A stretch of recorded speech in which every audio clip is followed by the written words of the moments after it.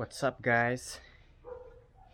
Today has finally come. Like I promised to you guys before, today I will reveal my greatest possession.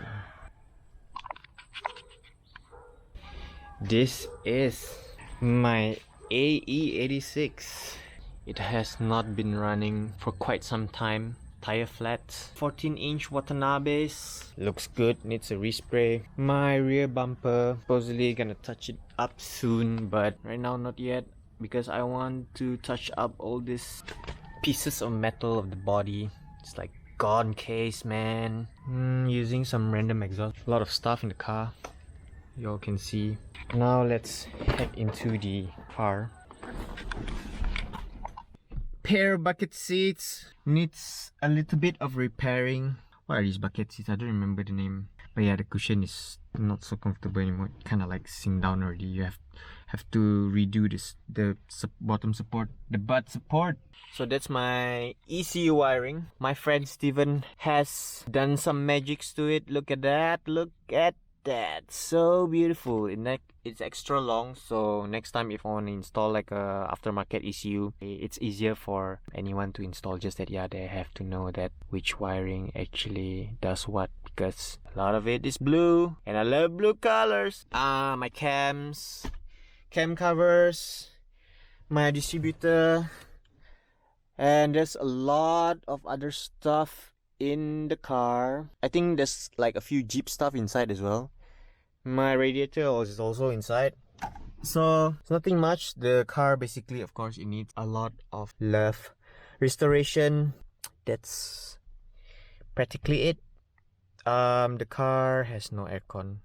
No, it has no aircon compressor in the engine bay. And then still using an original A86. I love the look of this authentic A86 original steering wheel. Just love it. The meter, all of it works. I love that this meter, it has like miles per hour, so the top big numbers are actually miles per hour and the bottom ones are kilometers per hour, which can be confusing to some people because human eyes automatically wants to focus on the bigger numbers. And for example, you're driving and you'll be like, what, I'm actually running only 40, and then you'll be like looking like, no, maybe 60, like, oh, I'm driving only 60, but then when you look at it properly, you're actually driving 100. Deceiving, but I love it. Now let's go to the engine bay. You guys can't really see, but the car is using an adjustable D2 adjustable. It's pretty dark, but if I'm not mistaken, 32 steps D2 adjustable. Or is it 28? I don't remember. Oh yeah, engine bay. Let's go to the engine bay. That's the engine bay. Definitely needs a restoration. The head is not here, it's just the block. It's using a 1.8 block, 7A FE block. And oh yes, my brand new clutch. Master and slave, which you can't really see, installed myself. And yeah, needs a lot of tidy up. I took apart the wiring the other day because I was trying to find something. So I have to wrap that up. I'll do it one day. Or maybe Steven can do it. So A86, for those of you who don't know about A86, they come with two trims or two models. This is the 𝚾𝚌𝚊𝚛𝚒𝚗, which is non-flip lights, like fixed lights, and the other one is of course the 𝚃𝚒𝚖𝚎, the very famous Initial D car.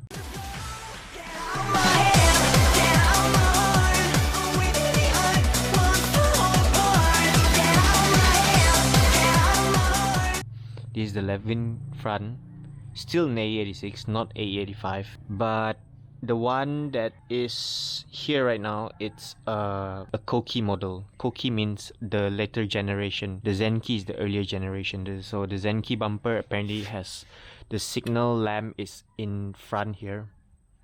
It's in the middle. A lot of people said it's like a Proton Saga, including police, which I'm not that sad.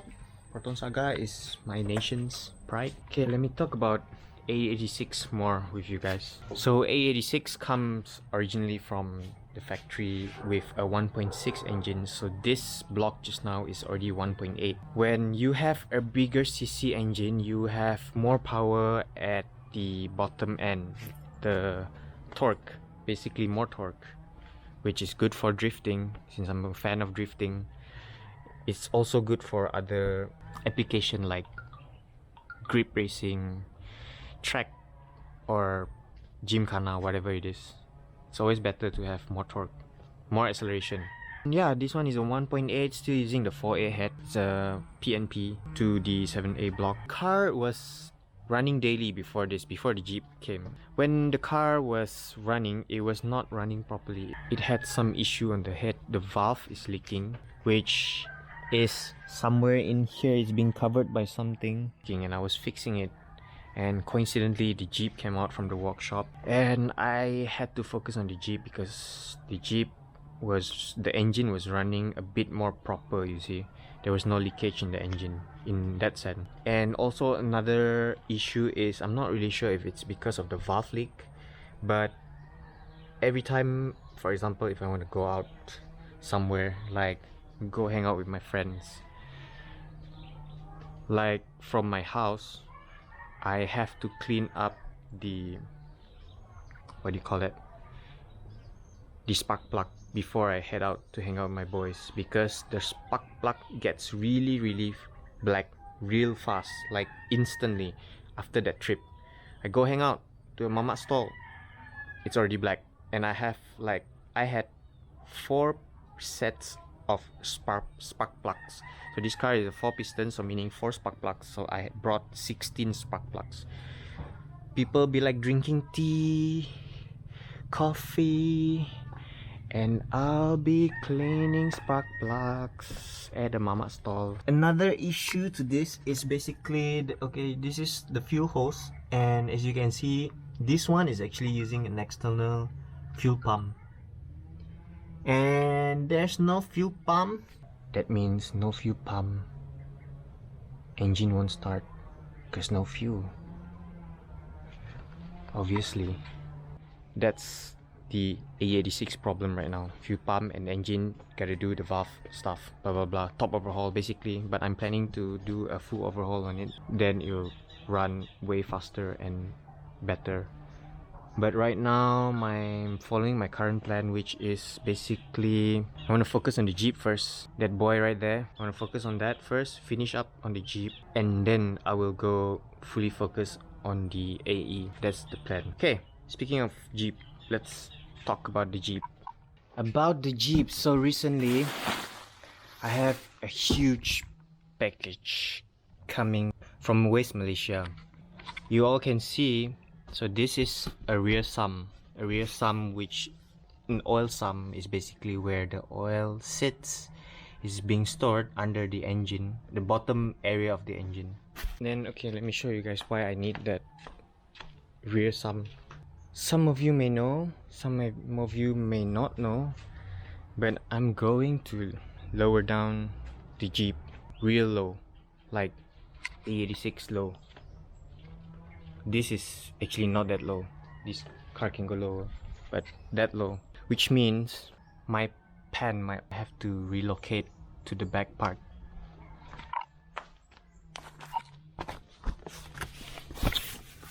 So that's my oil pan. My front sump, this is called the front sump. It's called the front sump because the oil pan position is at the front. That rear sump is actually, yeah, the opposite, of course, at the rear. So what it do basically, when I change to the rear sump, the position of the oil pan will change to the back area, which is over here. So imagine if I need to lower down the Jeep, how does this pan will clear all these bars underneath? You can't. Even right now it's using a 2-inch lift kit. I have to increase the height of the car so that it has more clearance for the oil pan to not hit all these bars, which some of you may know that I have repaired this oil pan for like, I don't know, 16 times, 18 times, took it out well. Even now, after my last repair, you can see that there's actually leakage still, but a very small leakage. No, it doesn't like drip so far. When I lower down, I need the pan to be at the bottom so that when I lower the car, it sits properly at the back here. Sits properly at the back and will not hit anything. That's the whole point for using a rear sum, which I've been wanting to buy it for so long, and it's so hard to find in Malaysia. Even if there is, it's really expensive. Like one of these could cost like 1,600, but I bought it cheaper from this guy named Carlos Fu. Shout out to Mr. Carlos for selling me a good deal, giving me a good deal on this rear sum, sorry, and also for the free honey health that you gave free together with it. Thank you for making me healthier a little bit. Okay, let's talk about the engine. My plans for the engine: first thing first, wiring. I want to remove all this crappy wiring that's not even connected right now. Look at this. This is the original ECU for the Jeep. It's not even connected to the ECU. It's just there for display purposes. I mean, who wants to see that? And then rewire, make sure all the stuff works. Like this one, this is my VVTi solenoid. This VVTi solenoid is connected, but apparently, according to my friend Steven, the VVTi is not running. Next one, my header. If you can see here, it's like you can see like a black suit there. It's actually, that area is called the header flexible, so it's actually leaking from the flexible, and also the header is also leaking from that bolt, the bottom bolt, the small bolt, the one my finger is pointing, yeah, that bolt. So if you're a turbo user and your header is leaking, that means your car is making less power because your boost is leaking. Bad, not good, don't leak. Then, so oh yeah, for those who are curious, I'm actually running a TD07 Mitsubishi Turbo. TD07 is most probably, might be wrong, correct me if I'm wrong, most probably rated to 600 horsepower, yeah, around there. But yeah, I'm not gonna make 600 horsepower in this car because my gearbox can only handle up to maybe 400. And yeah, I've also bought brand new injectors. These are called the injectors. That thing is injectors. So you want to boost up the turbo, you need to have enough fuel, and the stock injectors has 350cc. It's not enough, you need a larger one, so I bought 800cc injectors. So that's all about the engine. Let's head inside. It's in my car. What do you guys think? It's black tin, love it. So the other day, my friend Steven came over because my car wouldn't start, so he came and he checked that the knock sensor was actually loose. Yeah, he tightened up the knock sensor, and the car now would start literally every single time. It's good. But yeah, but I have to do the wiring because yeah, apparently my VVTi is not connected, and my car has no O2 sensor right now, or narrowband, or you can also install a wideband, which I need to install in the future together with the wiring stuff, because every car should have O2 sensor, but not mine, which is not good. And yeah, once all the wiring is done, then this is my piggyback ECU. I'm using a G-Ready eManage Ultimate for my ECU piggyback, and that basically finally the car can be tuned using that piggyback Ultimate. Yeah. Another thing that I need to do for my Jeep is that hole. I have to cover up this hole. This hole is literally, you can see the road, blah blah blah, and it's really loud if I don't cover up the hole. The ceiling, I'm planning to resurface it. Do you call it resurface? Like another material on it, like a cloth or something, I don't know, like anything. Then it will look nicer as well, and it'll protect that spongy layer of the ceiling. I have managed to wire up my speakers. I know it looks funny. This is my wiring. I will fix the wiring one day, so sorry for the sketchy wiring.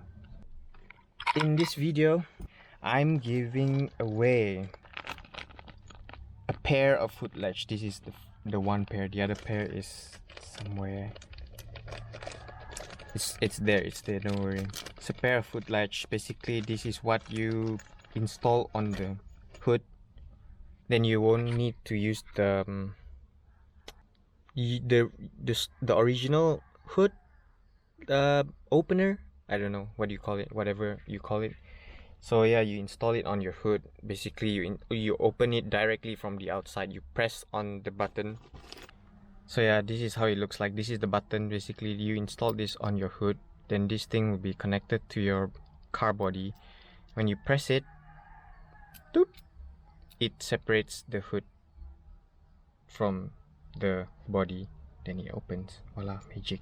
That is my giveaway to you guys. I think, yeah, basically that's it for the updates on the two cars. What do you guys think of my AE86? Let me know in the comments below. And that's all for today's video.